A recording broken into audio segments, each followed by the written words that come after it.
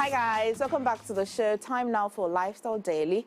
Quite a very eventful weekend also from the Friday. Actually, last week it's been quite eventful, and today we get to talk about some of the topmost, news. So we'll try and talk about the William Ato Asian case, and also have some time to talk about what the AG is saying about Professor Frimpong Boate's report, okay? If we have time, we'll go into other things. But for these two people in this studio, I doubt even if we'll be able to exhaust one. So a little later, I'll bring you some good news from Top Chuku, and so stay with me. But this morning, I'm joined by two of your very favorite, David Hughes, former news secretary, and everybody's favorite as well. He wants some money, which I've been asking accountability for. But Reginald Acheisu, programs coordinator, School for International Training. And an Opaman say, what's up? Are you okay? How are you? Everything all right? Yeah, thank you very much. I think about 2 weeks ago, I was supposed to be here, but at the time I was still traveling around the country. Yeah. And so I visited one of the places I love most. Okay. The Northern region, and then I joined the Damba Festival. Oh. And so, yeah, that is why. Oh, I like the colors. I'm representing them this morning. Thank you. Should Oh. Studio. I wish. I did. I wish you can tell them what I came with. I don't have her permission, so next time I ask permission to see came if with I one can. beautiful lady. Yeah. She is indeed. These whispers of evil must stop. David, how's your weekend been? It's been fantastic. Okay, It's smooth. okay. Yeah. Did the Atuisian, case surprise you? How it's ended so far? Is anything surprising to you? Not at all, not at all. I mean, the case has been a very interesting one. He was convicted in December last year. But then, the very moment the judge was going to read his sentencing, his lawyers came in and then he pleaded guilty to 16 counts.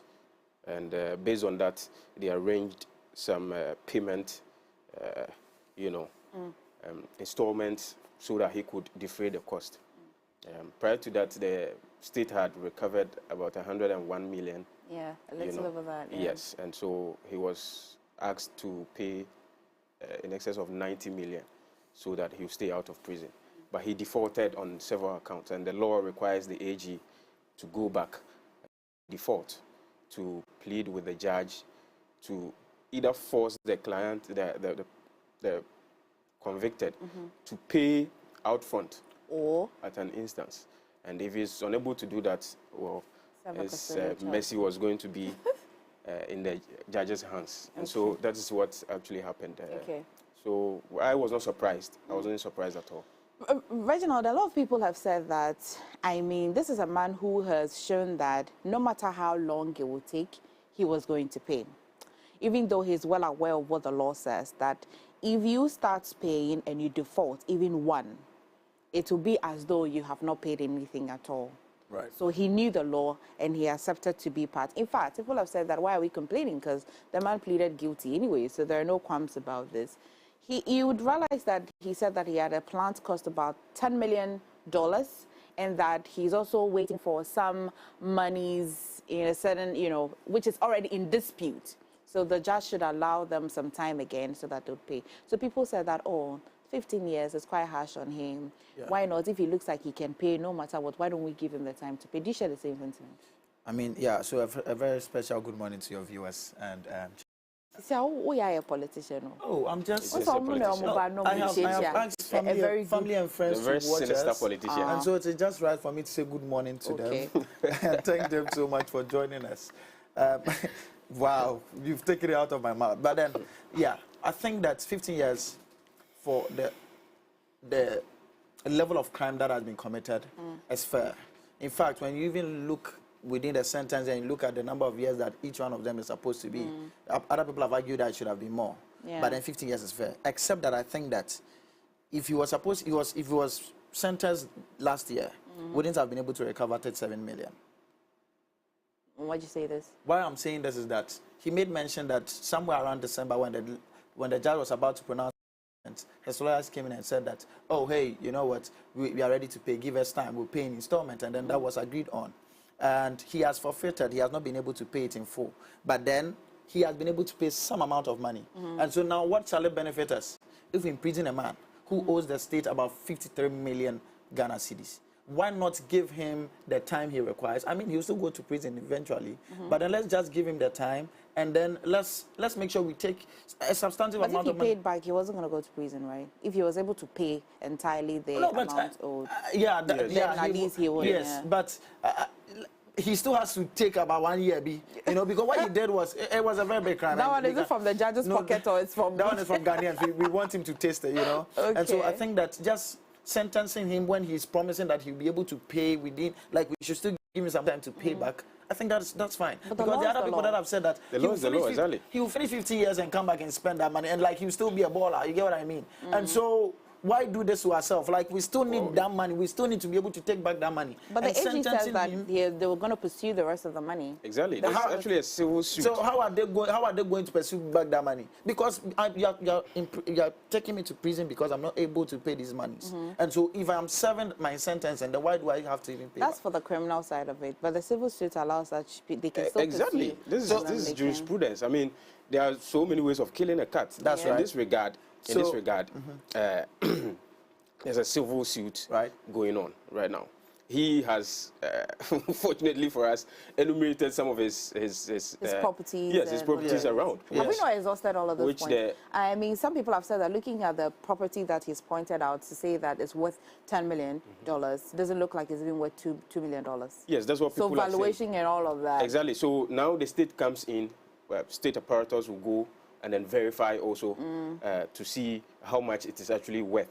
And then, of course, we could go after pieces of those properties around. Okay. So, well, both of you, what you going to say? Yeah, something? No, so, I mean, I was just going to add that in all of these, it is the customers of these banks that I'm looking at, they are my focus. Okay. Doesn't mean that we are now having plans to be able to indemnify them, like give them back their monies, because I think that from the side of the states too, we failed the customers to an extent, because the regulators were supposed to ensure that the customers are cushioned, and these customers still have their monies locked up. So does it mean that if we are able to recoup back all these monies, we are going to now service these customers? But absolutely. Again, Absolutely. That's what it's about. Depositors must be protected. On personal grounds, what I'm concerned about is the people that work for these banks. Yes.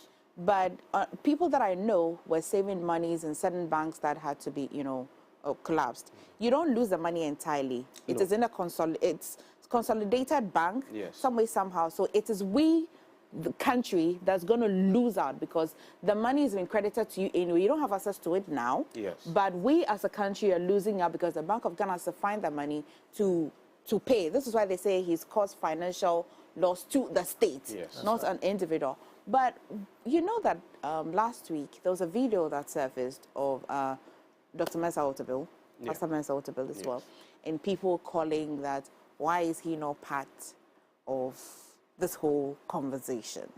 People saying that if he chaired or if he was a board chair at some point, how would he superintend or how did he supervise that taking amount of money? Because you can't be in an institution and then there's always a threshold where when people have to go, they must seek board approval. Yes. And so people are asking that, is it that he didn't see? Is it that all the other persons that are part of this, supposedly, part of the time, the constitution or the makeup of the bank at the time, right?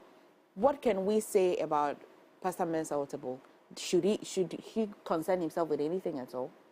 Yeah, I think he should be concerned, because in the civil suit that is ongoing, I've heard, ICGC has been mentioned. He himself has been mentioned.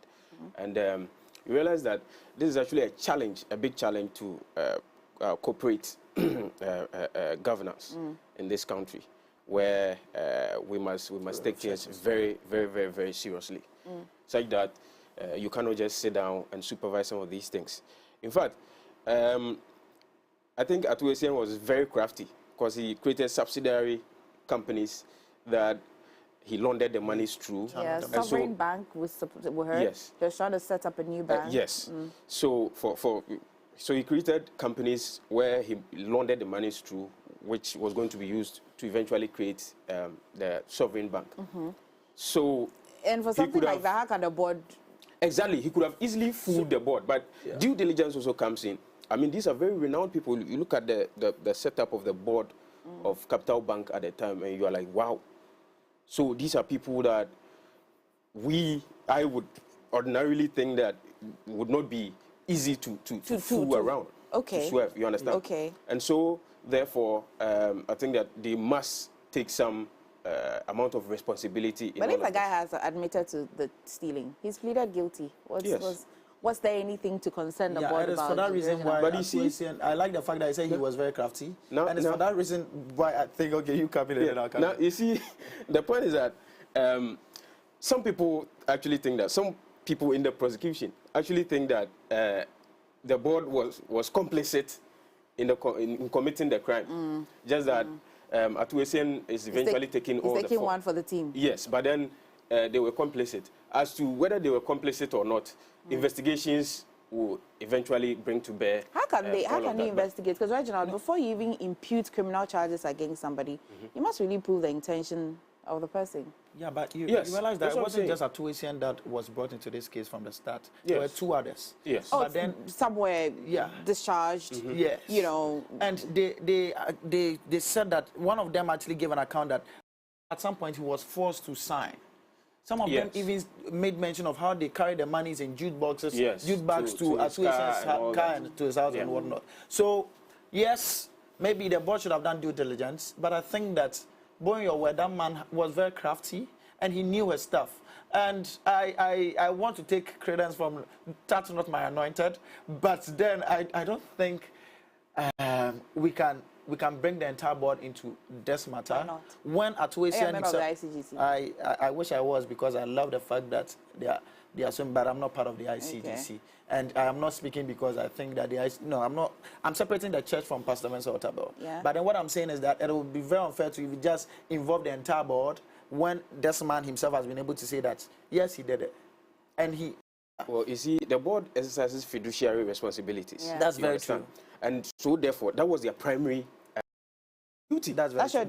Therefore, if you fail at that, exactly, there must be some level of punishment. Otherwise, people will just sit on boards and it won't end today. You understand? There must be some form of deterrence, which is why I support the fact that there must be thorough investigations into this. And where it is established that these people were actually complicit or they overlooked certain things, they must be held. Yes, they must be held responsible. No matter whose name is in question. Both of you, are you also of the view that the sentence, though running concurrently, 15 years, is too small or is a lot? Do you hold the view that there's plenty of the lot? I think it's too small. 15 years. No, but you also know that within the court system, 15 years is not like from 2020 to 2035. I hear they have like, is it 1 year to 9 months or something like that? All I know is he's eligible for presidential so 15 years for this volume of TV, I think it's too small. What do you make of the judge? I think that the judge has been fair in the matter. Well, he's tried. Yes. But you asked whether I think 15 years is too small. 15 years actually is good. I mean, considering the fact that he has started paying. Yes. Otherwise, if we want to calculate all the... Exactly. That would be a lot of years. Yes, it's actually in excess of 90 years. No, but that's why he's saying that it's working concurrently. But I think that 15 years should... At least if you're a judge. Like 20, 25, so that by the time he comes out, he'll be very old. You'll not have too much time to spend the money. to spend more money. I mean, we're already recovering the money and all that. I didn't see that coming. The amount of money that have entered his friends that are using to do business and waiting for his arrival. Like, come on. So you hold the view that he's taking one for the team? I think so. I know so. I protest any future attempts of Reggie to be called to any bench at all in this country. Because he's going to... I think that... Anyway. Because people are stealing goats and whatnot, and the number of years they are getting. Yes, I see what you mean. The law is something, yeah? The law is, it's something that we can... Okay, let's stay around the legal conversations. You may have heard what the AG says, directing that all prosecutions be dropped against the 16 persons that were mentioned in Professor Frimpong Boaten's report, except 3 persons in there, which I know personally that were under certain form of investigation even prior to Professor Frimpong's report.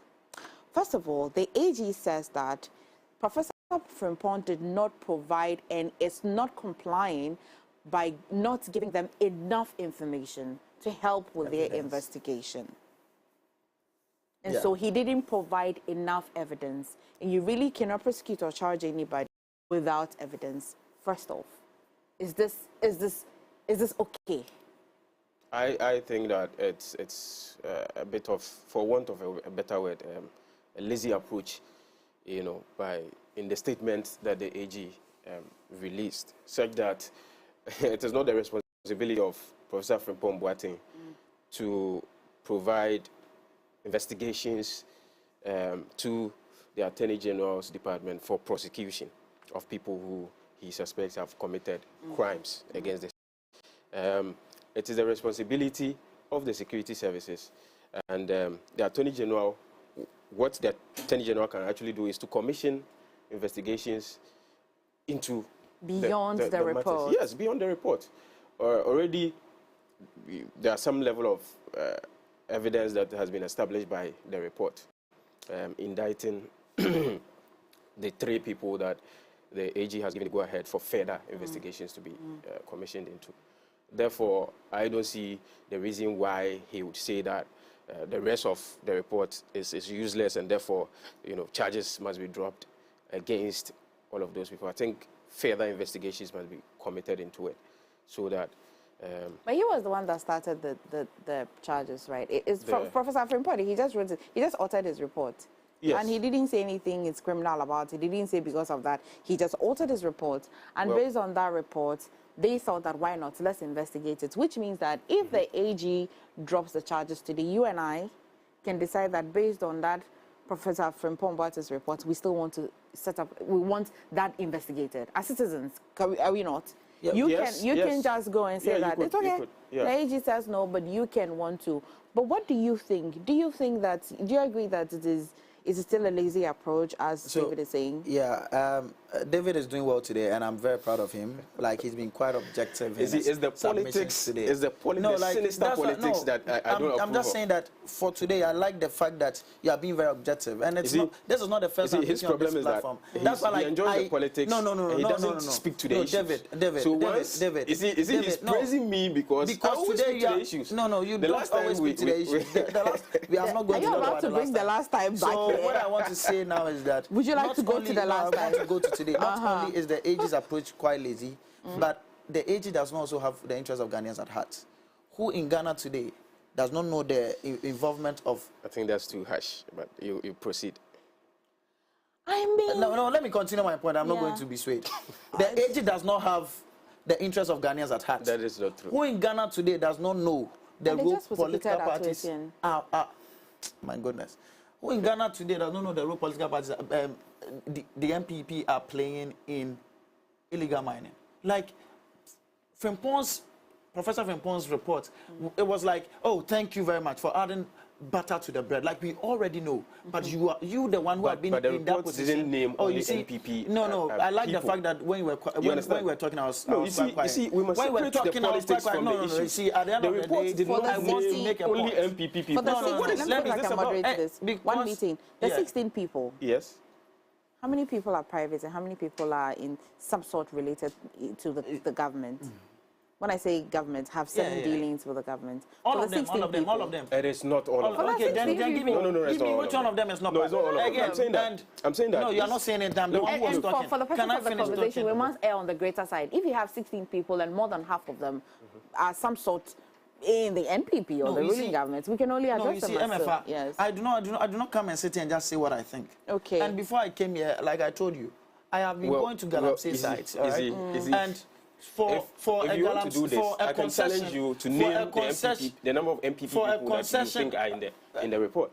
For a concession to be in a forest reserve. Do you know them? For a concession, some of them. For a concession to be in a forest reserve, you do not just have to be somebody living or doing your normal. You must have license and all of that. There are requirements. No, forest reserve. Even apart from license, you must have somebody who is doing your bidding within the Minerals Commission, the district level. That's and hearsay, all of that. right? No, that's not hearsay. What is this about? See, I have an intel.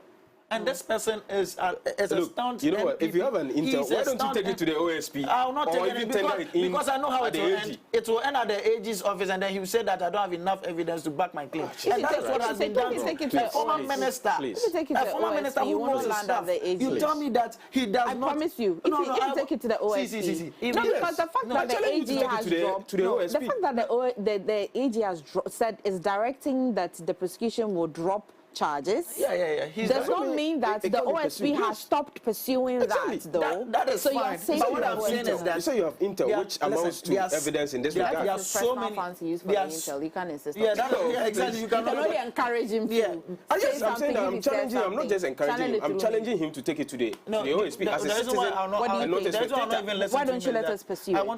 Don't you have the interest of Ghanaians at heart? First off, I want to protect my intel, who is a very stand NPP... district, whatever, wherever I went to, who directs it means that in this regard, this guy is the one who has absolutely. See, let me continue my point. Absolutely doesn't have what I'm saying is that because if you have intel that can indict these people and you want to protect MFA, oh please, MFA, it is in this country that we can arrange witness protection. Yes, we can. Yes. We can. Who wasn't under somebody under witness protection was shot dead? What are you talking about? That's one out of the many. One out of the many. You don't think I can be one out of the many? No, the people under witness protection have been shot. There are so many people that depend on me.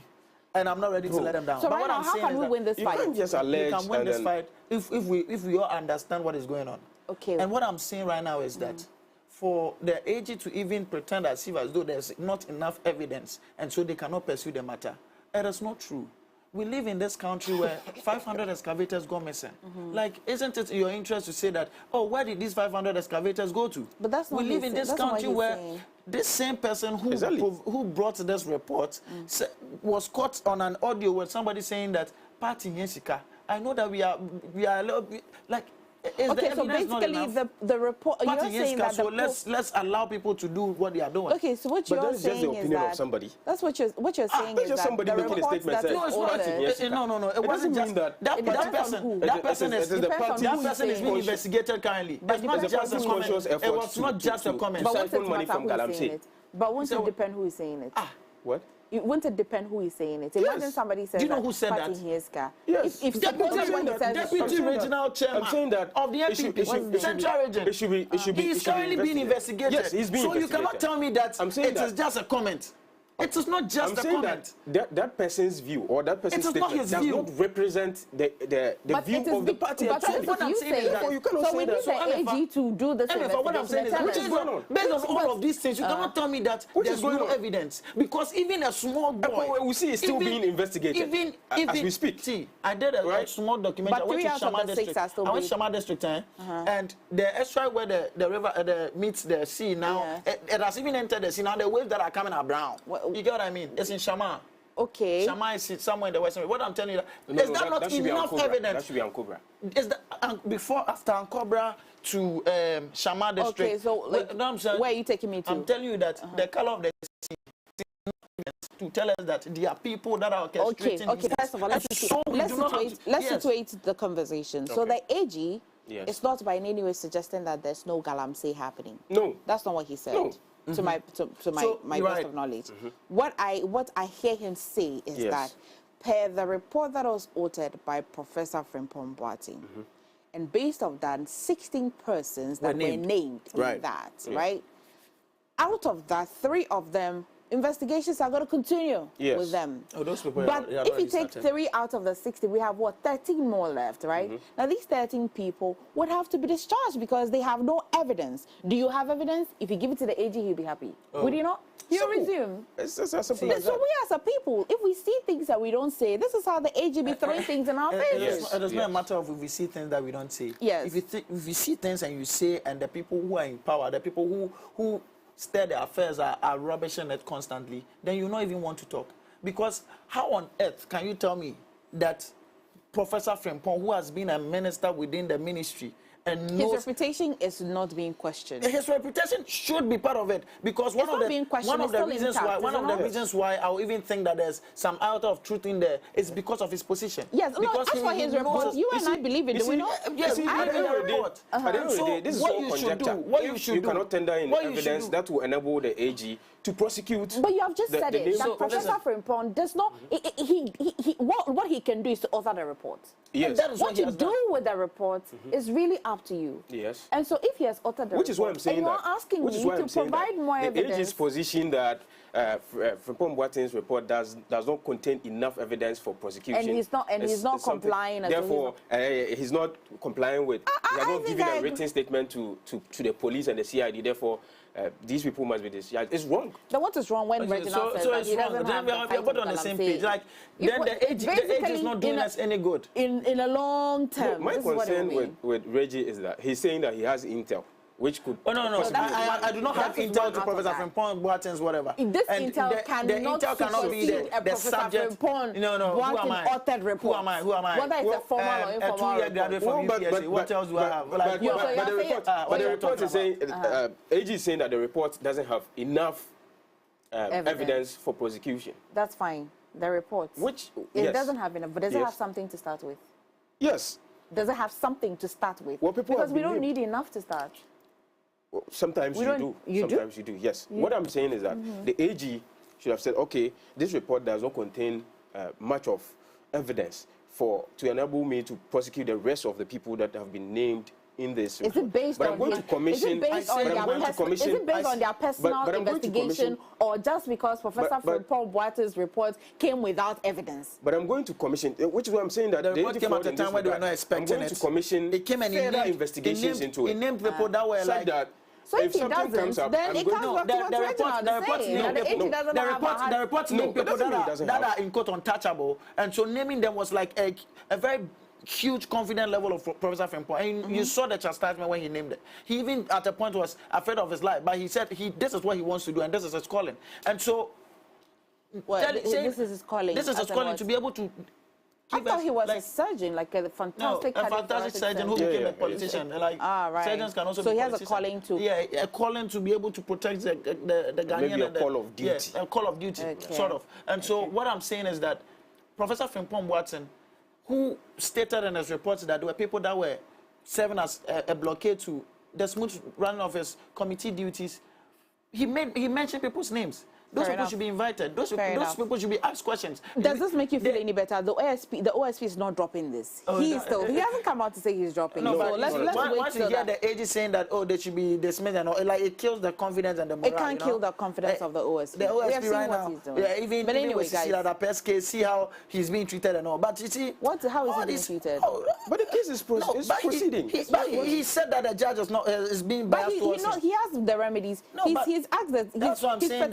He has already explored whatever means he has use to address the issue. And he's doing that. And so I'm saying that even with Cecilia Dape's case, see what is happening. For you, you're talking about AG and this big wings. Anyway. There are bigger wings that were mentioned. There are bigger wings. There are bigger wings. Practices. There are bigger wings that were mentioned. It's too easy. You must give us some grace period today. I mean, there are bigger wings. There are bigger wings that were mentioned in Professor Frimpong's case. Yes. Even Cecilia Dape, the way he's been, the way stressed. That's how investigation comes. But anyway, guys. See, corruption. It's not going to be welcomed open. No, but in this MPP government, corruption has been welcomed openly. Corruption is not like a mistake anymore. It is like what is your evidence? What is the evidence to what you're saying? The evidence is a part in Yasika. The evidence is. The person is being prosecuted. So what are you talking about? You don't even know what you're talking about. You know what you're talking about. You know what you're talking about. You know what you're talking about. Yes. You know what you're talking about. You just sit there, you make conjectures, and you have no evidence whatsoever. You see.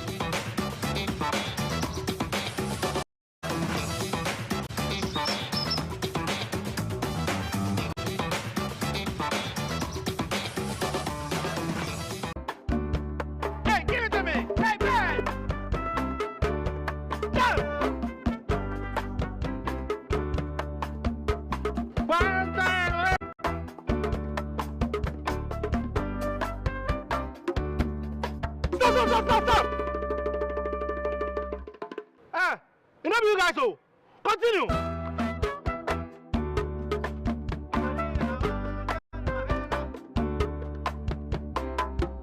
Prepare yourself to unleash even more moolah by staking from 1 Ghana cedi to 350 Ghana cedis. And you could win 26 times your stake on the exciting new Pick 1 game from Game Pack. Play by dialing *946# on all networks via our website or download the Game Pack app on www.gamepackgames.com. Choose your Pick 1 number from 1 to 36. Place your stake and watch our live draws on Adum TV at 9 a.m., 12 p.m. and 6 p.m. daily. Hey, live life like me with Game Pack. Game Pack, more moolah, more power.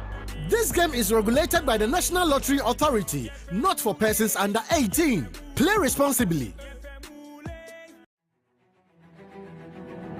Hi, my name is Nanama Ejewa, CEO of Dwayne Co. Company Limited. Under the umbrella of Dwayne Co. is one of its flagship products, AquaGold Purified Drinking Water. AquaGold Purified Drinking Water has been certified by the Food and Drugs Authority, and it is created through microfiltration. It has gone through reverse osmosis, and it is sterilized by UV treatment. They make